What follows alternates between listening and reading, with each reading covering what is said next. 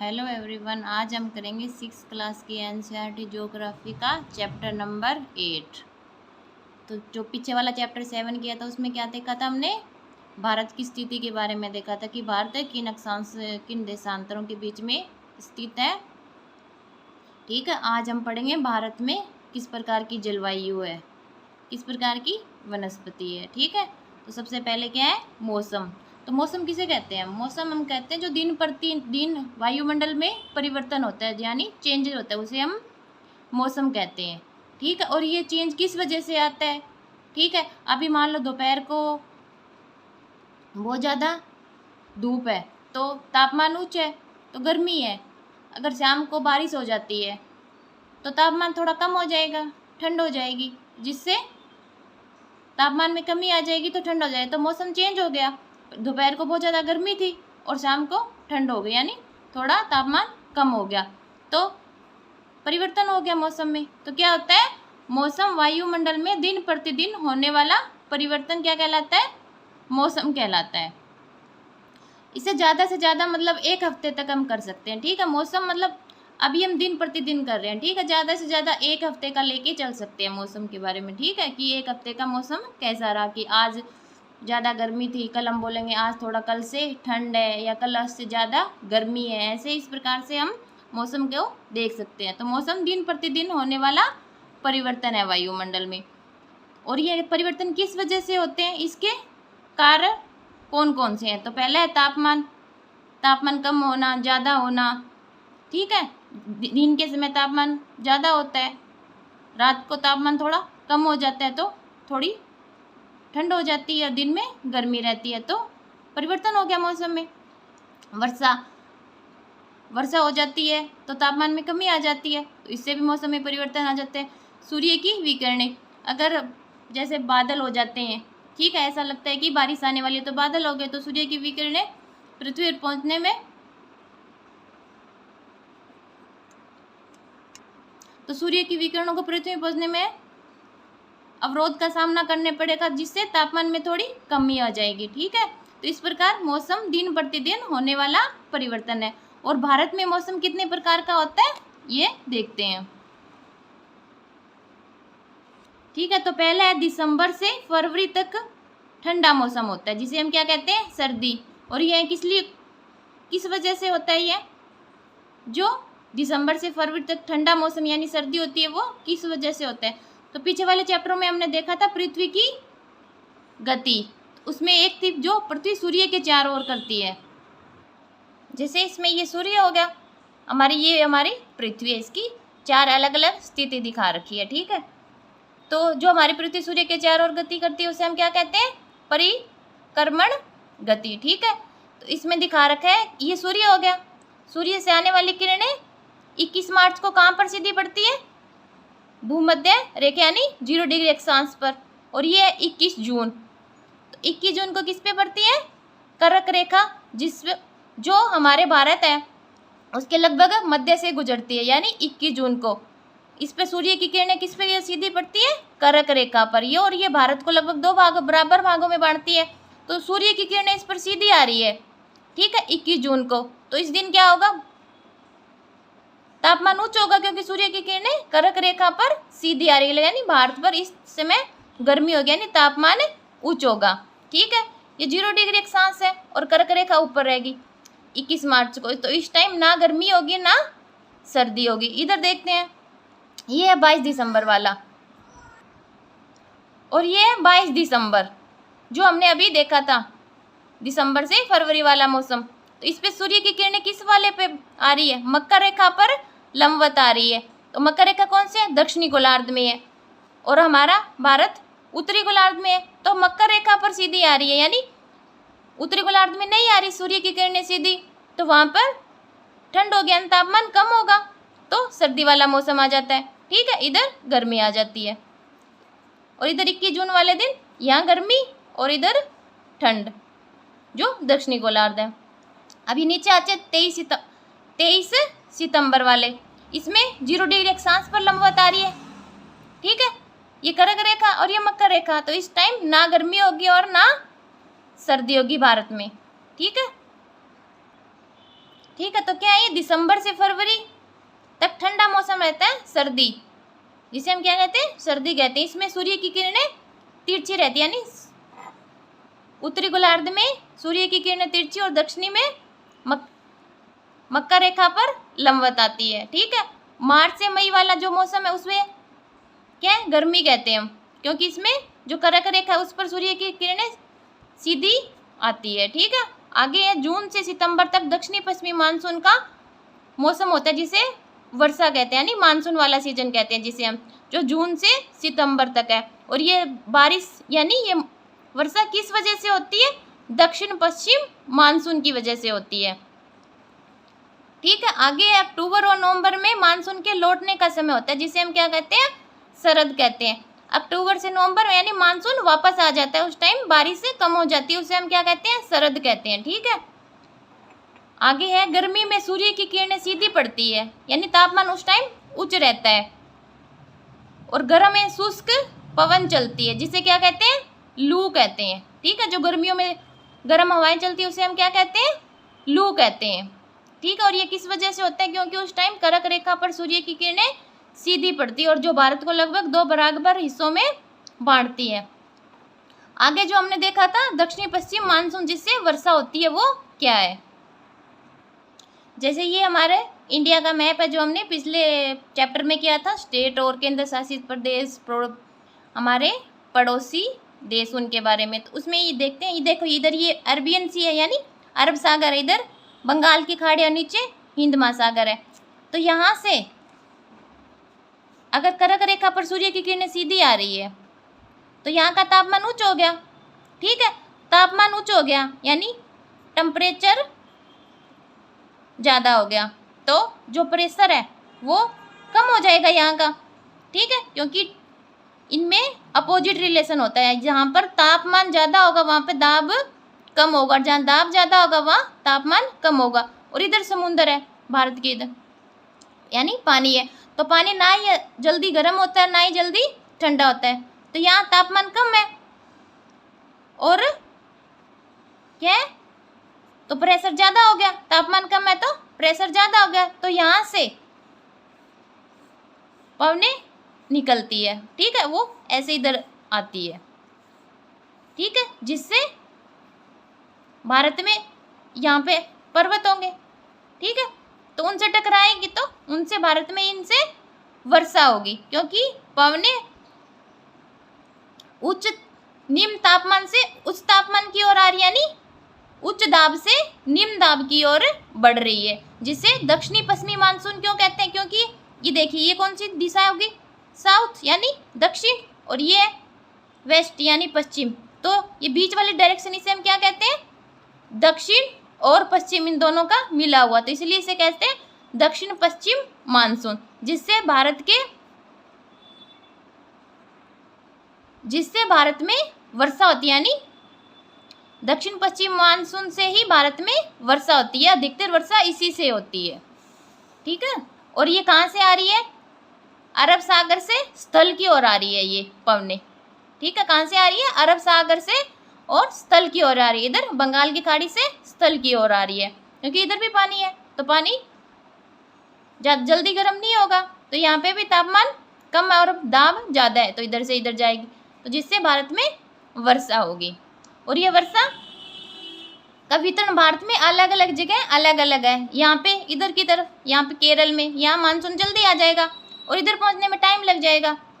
ठीक है। राजस्थान में पहुँचने में तो यहाँ पहुँचता है लगभग जुलाई के आसपास पहुँचता है राजस्थान में, तो यहाँ पहुँचने तो बहुत टाइम लग जाता है और वापस भी जल्दी लौट जाता है। ठीक है। और यहाँ से जल्दी नहीं लौटता है, तो यहाँ ज़्यादा बारिश होती है, भारत के दक्षिणी हिस्से में ज़्यादा बारिश होती है। ठीक है। और इधर कम होती है, तो इसी से भारत में वर्षा का वितरण हर जगह अलग अलग है। और ये वर्षा किससे होती है, दक्षिण पश्चिम मानसून से। तो दक्षिण पश्चिम मानसून या वर्षा का मौसम, इसमें मानसून आगे बढ़ता है, देख लिया था हमने, जो ऐसे नीचे से ऊपर की ओर आगे आ रहा था। ठीक है। मानसून आगे बढ़ता है, इसमें पवन बंगाल की खाड़ी तथा अरब सागर से स्थल की ओर आती है, तो यानी समुद्रों से अंदर की ओर यानी स्थल की ओर आ रही थी। अधिकतर वर्षा इसी मानसून से होती है। आगे वाला कौन सा है? मानसून के लौटने का समय या शरद ऋतु, ठीक है, जिस टाइम मानसून वापस लौटता है। तो उस टाइम हवा कैसे चलेगी? स्थल से बंगाल की खाड़ी की ओर बहती है, ठीक है। इस समय पवन स्थल भाग से लेकर बंगाल की खाड़ी की ओर बहती है। इस मानसून से भारत के दक्षिणी भाग में वर्षा होती है। जब वापस आ रहा है ना मानसून, तो उसमें केवल दक्षिणी भाग पर बारिश होती है। जो भारत का उत्तरी इलाका है वो उसमें बारिश कम होती है उससे। आगे है जलवायु। तो मौसम क्या था हमारा? दिन प्रतिदिन वायुमंडल में होने वाला परिवर्तन मौसम था। अब बात करते हैं जलवायु की। तो जलवायु क्या होगा कि किसी स्थान पर अनेक वर्षों में मापी गई मौसम की औसत दशा को क्या कहते हैं? जलवायु कहते हैं। यानी कई वर्षों में हम देख लेते हैं कि यहाँ पे तो लगभग हर वर्ष गर्मी होती है या ठंड होती है, उस हिसाब से वहाँ की जलवायु को निर्धारित किया जाता है, ठीक है। तो जलवायु क्या होती है? किसी स्थान पर अनेक वर्षों में मापी गई मौसम की दशा को जलवायु कहते हैं। और भारत की जलवायु को मोटे तौर पर क्या कहते हैं? मानसूनी जलवायु कहते हैं। क्या कहते हैं? मानसूनी जलवायु कहते हैं। और ये मानसून शब्द किससे लिया गया? अरबी भाषा के मौसम से लिया गया, और जिसका अर्थ क्या होता है? मौसम। जो मानसून शब्द है ना, वो किससे लिया गया? अरबी भाषा से लिया गया। और किसी स्थान की जलवायु की स्थिति किस पे निर्भर करेगी? वहाँ की स्थिति कैसी है, वहाँ समुद्र तल से ऊंचाई पे निर्भर करेगी, ठीक है। समुद्र तल से दूरी पर निर्भर करेगी कि ये स्थान समुद्र तल से कितना दूर है। ऊंचावच यानी ऊंचाई, जैसे हमारे जो इधर है हिमाचल है, वहाँ पहाड़ है यानी पर्वत है, तो ऊंचाई पर हो गया वो वाला स्थान। जैसे इधर देखते हैं, इधर राजस्थान हो गया, ये नीचे है, मतलब यहाँ पे ऊंचाई कम है। तो ऊंचाई वाले स्थान पर क्या हो जाएगी? जलवायु अलग होगी, और नीचे जो नीचे है उन पे जलवायु अलग होगी। तो जलवायु की किस पे निर्भर करेगी? उस जगह की स्थिति पर, ऊंचाई पर, समुद्र से दूरी पर और ऊंचावच पर निर्भर करेगी, यानी ऊंचाई पर निर्भर करेगी। अब हमने मौसम भी देख लिया और जलवायु भी देख ली। अब देखते हैं इन दोनों में अंतर क्या है, ठीक है। तो देखते हैं ये अंतर हम किस किस पे निर्भर करता है, यानी किस आधार पर हमने ये अंतर देखा है। तो पहला है तापमान, ठीक है। दूसरा है दबाव, तीसरा है आर्द्रता यानी नमी, चौथा है वर्षा, और 5 नंबर है बादल यानी क्लाउडीनेस, जैसे बादल होते हैं ना, ठीक है। तो 5 नंबर क्या है? बादल। इनके आधार पर हम मौसम और जलवायु में अंतर देखेंगे।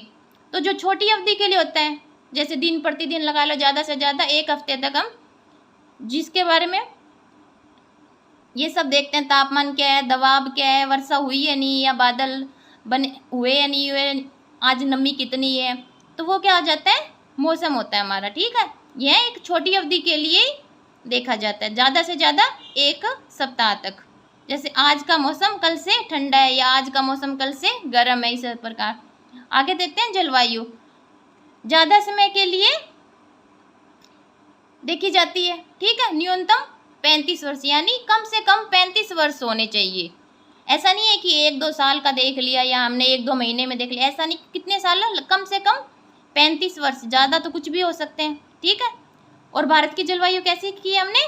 मानसूनी प्रकार की जलवायु, जिसे क्या कहते हैं? उपोष्ण कटिबंधीय, ठीक है। तो जो कर्क रेखा है भारत को लगभग 2 बराबर भागों में बांटती है, ठीक है। तो वो वाला कटिबंध कौन सा किया था हमने? उपोष्ण, ठीक है, जहाँ गर्मी भी होती है और जहाँ सर्दी भी होती है, ठीक है। अब देखते हैं भारत की प्राकृतिक वनस्पति, ठीक है। तो प्राकृतिक वनस्पति किसे कहेंगे हम?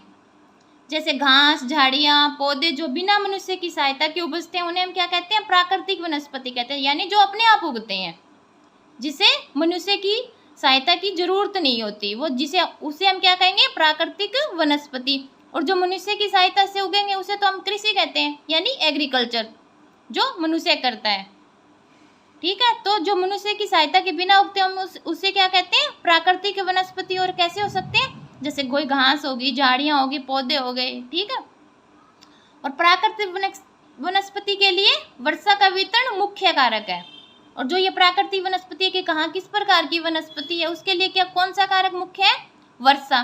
जहाँ ज़्यादा वर्षा होगी वहाँ हरियाली ज़्यादा होगी, और जहाँ कम वर्षा होगी वहाँ सूखा होगा, इसलिए वहाँ पे लगभग कंटीली झाड़ियाँ यही होंगे। ठीक है, तो क्या सबसे मुख्य कारक कौन सा हो गया? वर्षा। तो पहला कौन सा हो गया हमारा? उष्णकटिबंधीय वर्षा वन। ये वन कहाँ पाए जाएंगे? ये वन वहाँ पाए जाते हैं जहाँ वर्षा अधिक होती है। तो मुख्य कारक क्या था? वर्षा ही थी। और जहाँ ज्यादा वर्षा होगी वहाँ किस प्रकार की वनस्पति पाई जाएगी? उष्णकटिबंधीय वर्षा वन। इन वनों को सदाबहार वन भी कहते हैं, क्योंकि वर्षा ज्यादा होगी तो लगभग ये हर वक्त हरे रहेंगे, तो उन्हें क्या कहेंगे हम? सदाबहार वन। और इसमें किस कौन कौन से वन आते हैं? महोगनी, रोजवुड, एबोनी आदि। ठीक है, आगे देखते हैं। जैसे आगे है उष्णकटिबंधीय पतझड़ वन, जो लगभग हमारे देश में इसी प्रकार के वन पाए जाते हैं और बहुत बड़े भाग पर है। ठीक है, हमारे देश के बहुत बड़े भाग में इस प्रकार के वन पाए जाते हैं। इन्हें मानसूनी वन कहते हैं, क्योंकि भारत में वर्षा कुछ ही समय तक होती है, यानी ऐसा नहीं है कि साल भर वर्षा होती रहती है। कुछ इलाकों में होती है ज़्यादा वर्षा, कुछ में कम होती है। ठीक है, तो भारत में किस प्रकार के वन पाए जाते हैं? लगभग उष्णकटिबंधीय पतझड़ वन। ठीक है, इन्हें मानसूनी वन भी कहा जाता है। और इसके उदाहरण क्या है? साल, पीपल, नीम। ठीक है, नेक्स्ट है हमारा कंटीली झाड़ियाँ। इस प्रकार की वनस्पति देश के शुष्क भागों में पाई जाती है, यानी जहाँ पर वर्षा कम होती है। तो वनस्पति का मुख्य कारक कौन सा था? वर्षा ही थी, और उसी के आधार पर वनस्पति को विभाजित किया गया है। तो जहाँ कम वर्षा होती है वहाँ पे कौन सी होगी? कंटीली झाड़ियाँ, यानी शुष्क भाग में। और इसमें कौन सा आएगा? लगभग राजस्थान में इसी प्रकार की वनस्पति पाई जाती है जहाँ वर्षा कम होती है, क्योंकि राजस्थान में रेगिस्तान अधिक है। तो कौन कौन सी है? कैक्टस, खैर, बबूल, किक्कर आदि। नेक्स्ट हमारा पर्वतीय वन। पर्वतों में ऊंचाई के अनुसार विभिन्न प्रकार की वनस्पति पाई जाती है। तो पर्वतों में ऊंचाई है और ऊंचाई के अनुसार ही वहाँ पर वनस्पति पाई जाती है। जैसे जैसे हम ऊंचाई पर जाएंगे वनस्पति में परिवर्तन होता जाएगा। तो आगे ऊंचाई बढ़ने से तापमान में कमी आती है। तो पता है, ये ऊपर जाते हैं वैसे वैसे तापमान में कमी आती है। हमने वायुमंडल वाली जो परतें की थी उसमें देखा था।